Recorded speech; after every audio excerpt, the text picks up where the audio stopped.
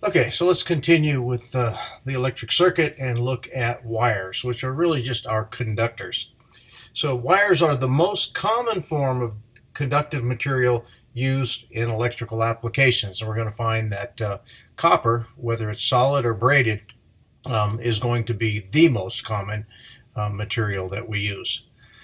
The materials themselves vary in diameter and are arranged according to a standard gauge of numbers called the AWG, the American Wire Gauge. And we're going to find out a little bit about how the wire gauge is set up and how it relates to the cross-sectional area of any given conductor. The larger the gauge number is, the smaller the wire diameter.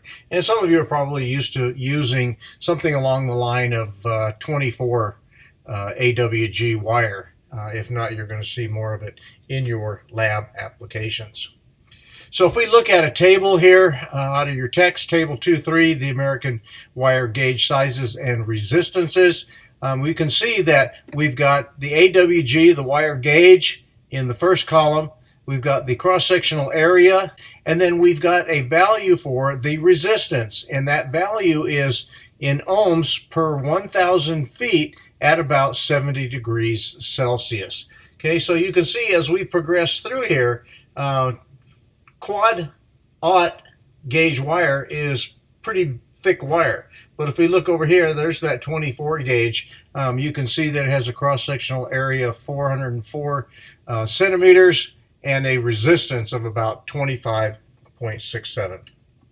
So this table is something that that you will use on and off depending on the course you take. In this class, typically we're just going to use it to determine some of the mathematical relationships to determine, based on the wire gauge, cross-sectional area, and the resistance, just exactly what kind of characteristics we're looking at for any given wire.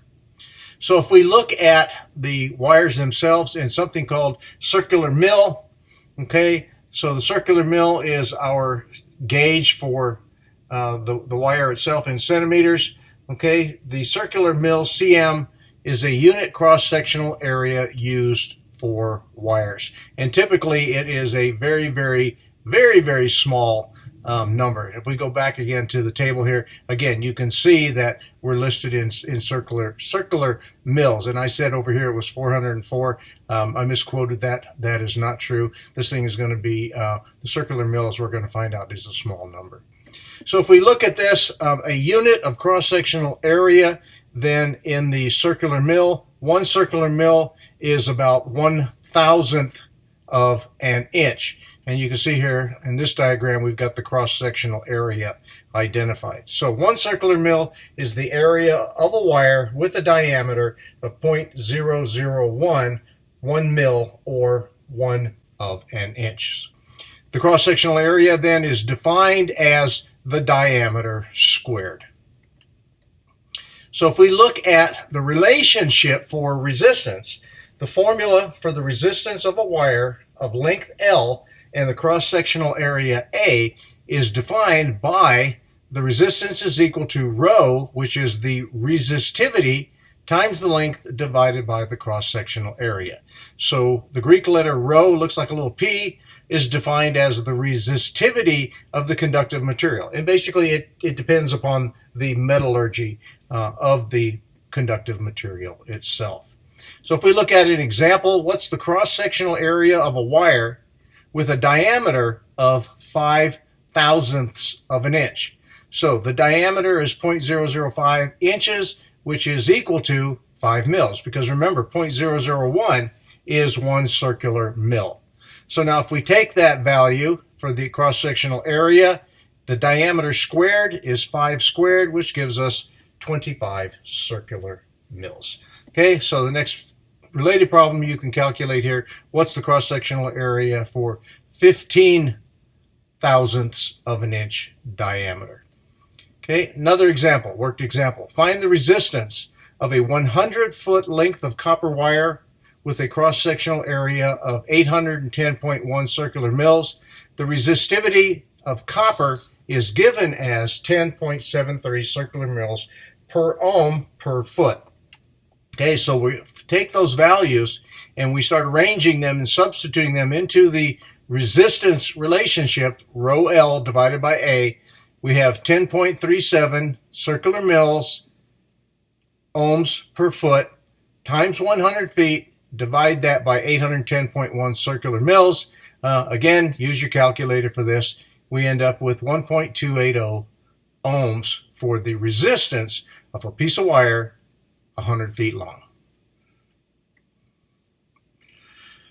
Okay, and the last section that was covered here that I identified in the last video is the ground. The ground is the reference point in electric circuits and has a potential of 0 volts with respect to the other points in the circuit. Okay, so ideally, ground is 0 volts. Something you're going to learn about later is something called a floating ground, which means it does not have a potential at exactly 0. So you can see in the diagram below what we can really do with a ground or the ground symbol is we can substitute it in and create ground points anywhere in our circuit diagram that we need to. We don't actually need to put a piece of wire across here and tie it to the ground. This ground and this ground are at the same potential.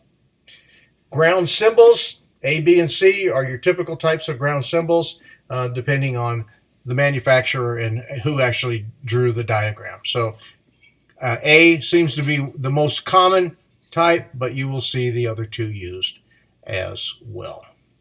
So that wraps up the rest of that last section.